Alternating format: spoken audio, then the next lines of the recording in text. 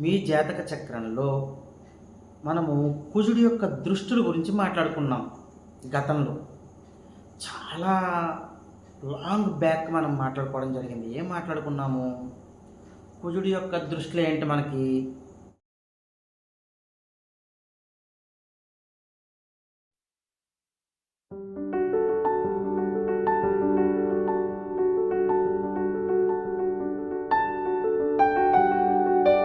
శ్రీమాధవానంద గురుభ్యో నమః. శ్రీమాత్రే నమః.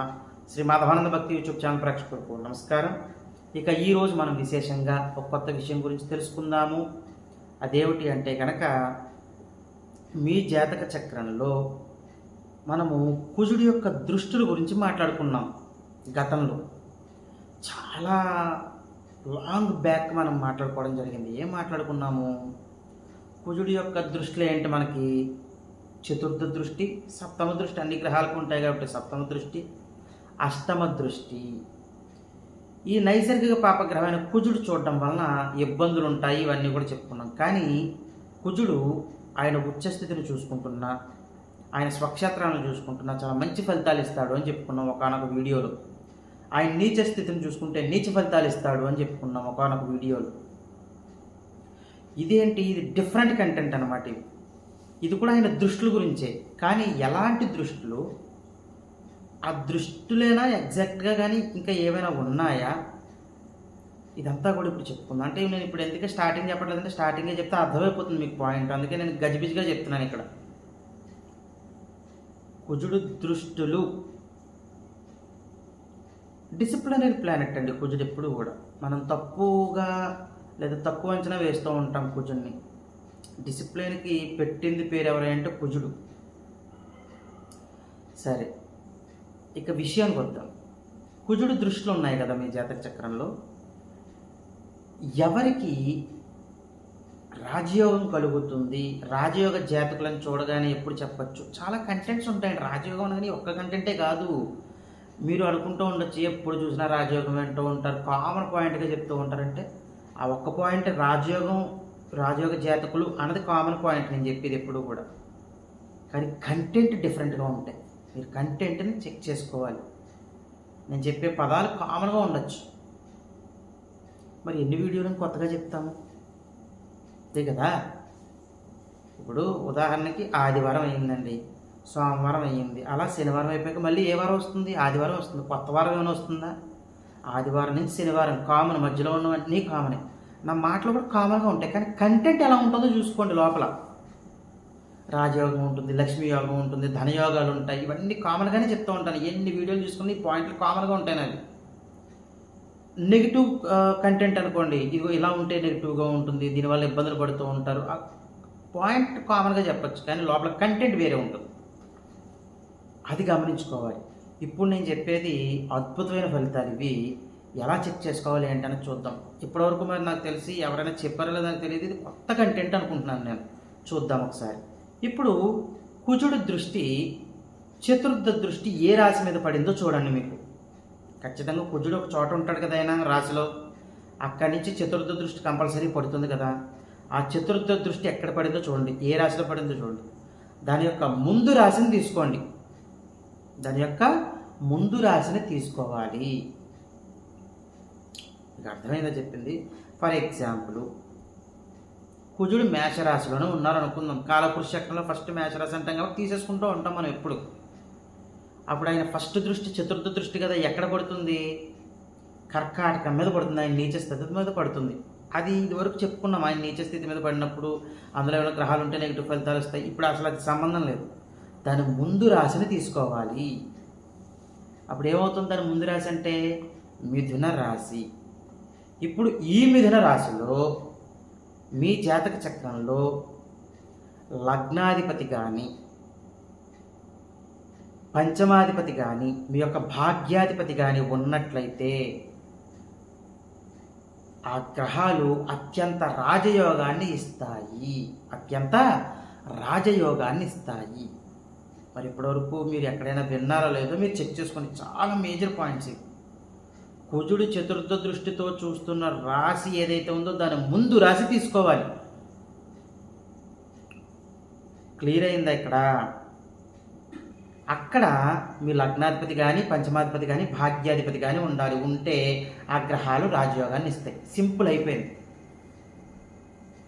ఇప్పుడు ఇంకొకటి, సప్తమ దృష్టికి రండి. కుజుడు సప్తమ దృష్టితో ఒక రాశిని చూస్తూ ఉంటాడు కదా. ఇప్పుడు మేషరాశిలోనే తీసుకుందాం. అప్పుడు ఏమైంది? సప్తమ స్థానం అంటే తులారాశి అవుతుంది. దాని ముందు రాశి తీసుకోవాలి, అంటే కన్యా రాశి తీసుకోవాలి. ఈ కన్యా రాశిలో మీకు లగ్నాధిపతి ఉన్నా, పంచమాధిపతి ఉన్నా, భాగ్యాధిపతి ఉన్నా ఆ గ్రహాలు అత్యంత రాజయోగాన్ని ఇస్తాయి ఆ జాతకుడికి. ఆ గ్రహాల యొక్క మహర్దశలు వచ్చాయంటే మీరు అదృష్టవంతులు. చాలా అద్భుతంగా ఉంటుంది. ఆ రాజయోగాన్ని ఇచ్చే గ్రహం అది. కుజుడు దృష్టి పడకుండా దాని ముందు రాశిలో ఉండాలి ఆ గ్రహం.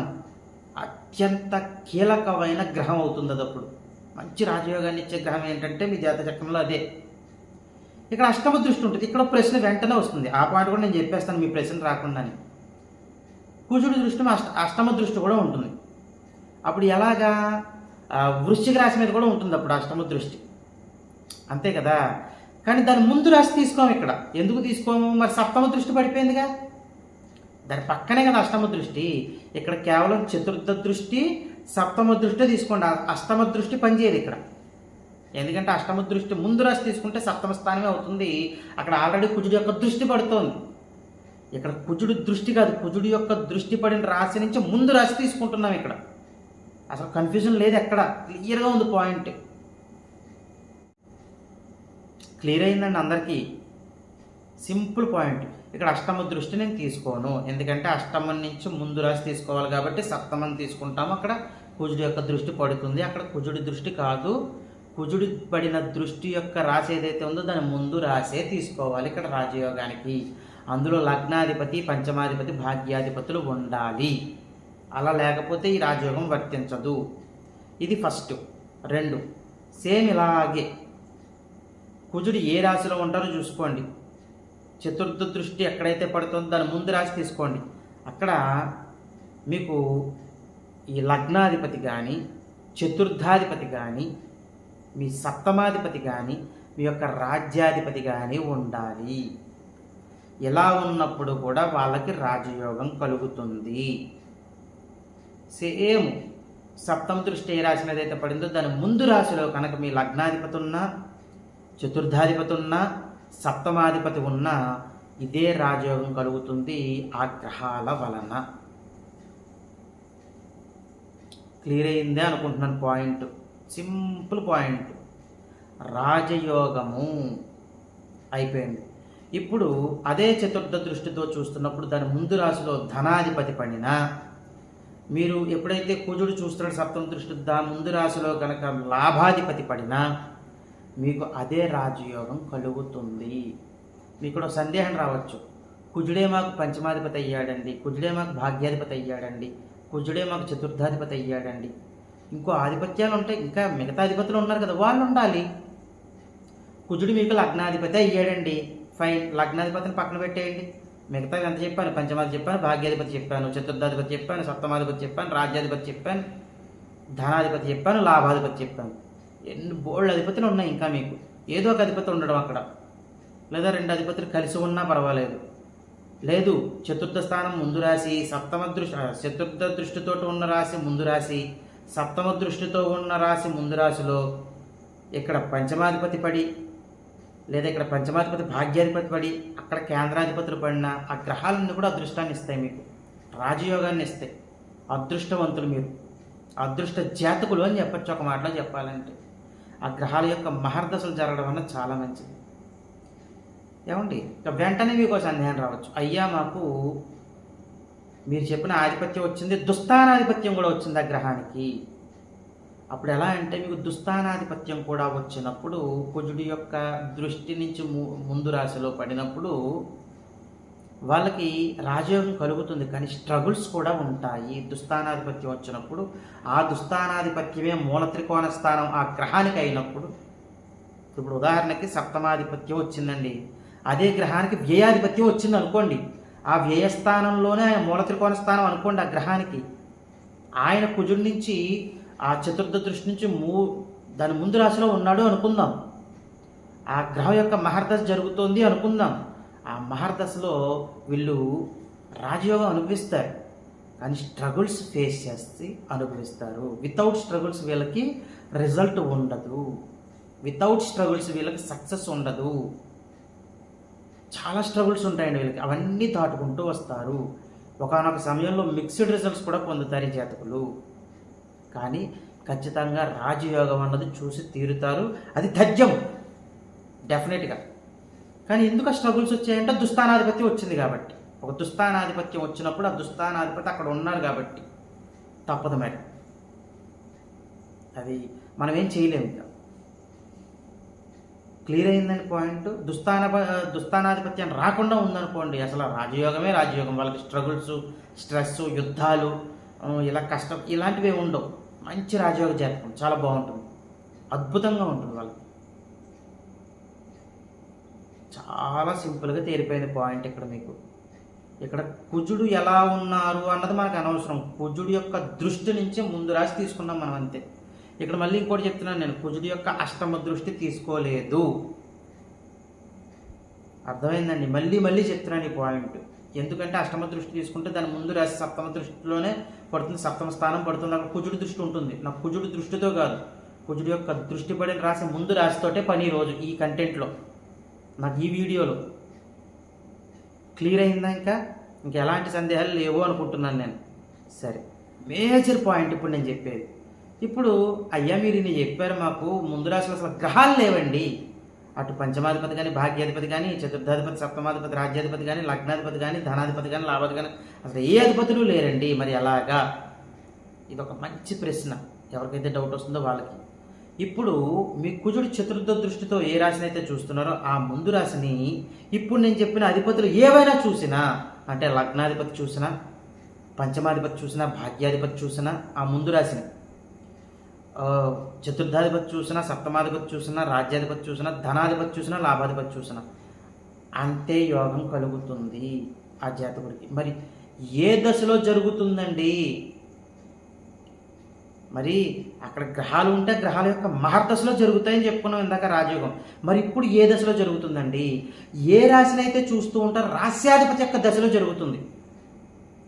ఇందాకే నేను చెప్పాను, మేషరాశిలో ఉండి కర్కాటక రాశిని చూస్తున్నారు. అప్పుడు దాని ముందు రాశి ఏమైంది? మిథున రాశి అయింది. ఆ రాశ్యాధిపతి ఎవరు? బుధుడు. ఇప్పుడు ఆ రాశిలో గ్రహాలు లేవు. ఆ మిథున రాశిని ఒక పంచమాధిపతో భాగ్యాధిపతో చూస్తున్నారు. అప్పుడు బుధుడి యొక్క మహర్దశలో వాళ్ళకి రాజయోగం కలుగుతుంది. ఇక్కడ సప్తమ దృష్టి తులారాశి మీద పడింది. దాని ముందు రాశి ఏమైంది? కన్యారాశి అయింది. అక్కడ గ్రహాలు ఏమీ లేవు. ఆ కన్యారాశిని కానీ మీకు ఏ పంచమాధిపతో, భాగ్యాధిపతో, లగ్నాధిపతో, చతుర్థాధిపతో, ధనాధిపతో, లాభాధిపతో ఎవరొకరు చూస్తున్నారు. అప్పుడు ఆ రాశ్యాధిపతి అయిన బుధుడి యొక్క మహర్దశలో యోగం కలుగుతుంది. క్లియర్ అయిపోయిందా మీకు? ఇంకా పాయింట్, గ్రహాలు లేకపోయినా కంగారు పడాల్సిన అవసరం లేదు. గ్రహాలు ఉంటే అద్భుతం, గ్రహాలు లేకపోతే ఇలా తీసుకుంటాం. సరే, ఎవరికైతే ఇప్పుడు నేను చెప్పినట్టుగా ఉండి ఇబ్బందులు పడుతున్నారో, గ్రహాలు ఉండి ఆ గ్రహాల మహర్దశలో అనుకూలించక, గ్రహాలు లేక ఆ రాశ్యాధిపతి యొక్క దశలో ఎవరైతే ఇబ్బందులు పడుతున్నారో అలాంటి జాతకులు చేసుకోవాల్సిన పరిహారాల దగ్గరకు వచ్చినట్లయితే వీళ్ళు యథాశక్తిగా సుబ్రహ్మణ్యేశ్వర స్వామి వారిని పూజించాలి. ఎలా పూజించాలి? ప్రతి మంగళవారం కూడా ఇంట్లోనే ఒక సుబ్రహ్మణ్యేశ్వర స్వామి వారి ఫోటో తీసుకుని ఆ ఫోటోకి 27 యాలకులు మాల కింద చేసి, ఒక చిన్న ఫోటో తీసుకోండి, అందుకే ఆ 27 యాలకుల్ని మాల కింద చేసి ఆ ఫోటోకు వేసి దీపారాధన చేసి సుబ్రహ్మణ్యాష్టకాన్ని చదువుకోవాలి. ఇలా ప్రతి మంగళవారము చెయ్యాలి. తర్వాత రోజు ఆ మాలను, బుధవారం నాడు ఆ మాలను తీసేసి శ్రద్ధగా ఎక్కడైనా మొక్క మొదట్లో కానీ పారే నీళ్ళల్లో కానీ వేసేసేయండి. ఇలా ఎన్ని మంగళవారాలు చెయ్యాలండి అంటే కనుక ఇలాగ మీరు 24 మంగళవారాలు చెయ్యాలి. మధ్యలో బ్రేకులు వస్తాయి, అడ్డులు వస్తాయి, అవన్నీ రానివ్వండి, పర్వాలేదు. 24 మంగళవారాలు కంప్లీట్ చేయండి. చాలా అద్భుతంగా ఉంటుంది. ఇక ఇవన్నీ చేసుకుంటూ మీరు సంఘంలోనూ సమాజంలోనూ మంచి పేరు సంపాదించుకుంటూ మీ కుటుంబ సభ్యులతో సుఖశాంతులతో జీవించాలని కోరుకుంటూ సర్వే జనా సుఖినో భవంతు. శుభం.